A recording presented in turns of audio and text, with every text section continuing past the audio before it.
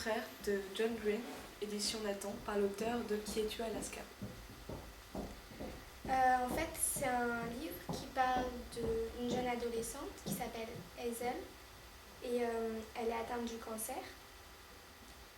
Et son livre préféré, il se termine, il n'a pas vraiment de fin et elle aimerait bien savoir la suite. Et avec son petit ami, il décide d'aller voir l'auteur.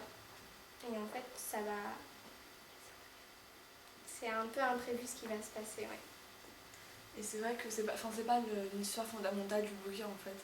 L'histoire vraiment fondamentale, c'est la recherche un peu d'une raison de vivre quand on sait qu'on va mourir quelque part.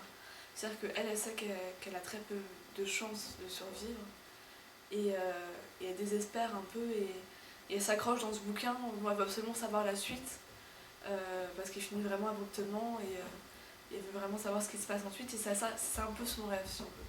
Non, moi je pense que c'est surtout aussi parce que le livre, en fait, la narratrice, elle tient un journal intime. Et le journal intime, en fait, c'est le journal intime d'une fille qui a un cancer, elle aussi. Il se termine au milieu d'une phrase. Et au final, on comprend que. Et c'est fini parce que la narratrice est morte. Mais elle veut connaître la fin, en fait. Qu'est-ce qu'il advient des autres personnages. Et puis c'est aussi. Le but, surtout son but, c'est pas tellement de chercher le livre aussi, c'est surtout de survivre.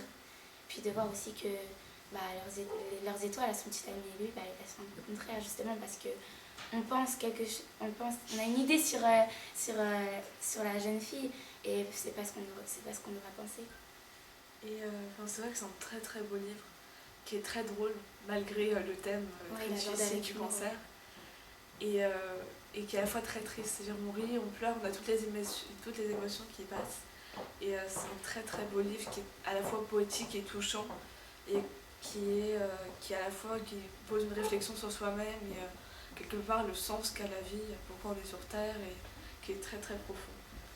Ouais, et puis on se dit aussi qu'on a de la chance d'être là et pas avoir une maladie, sauf si on en a une.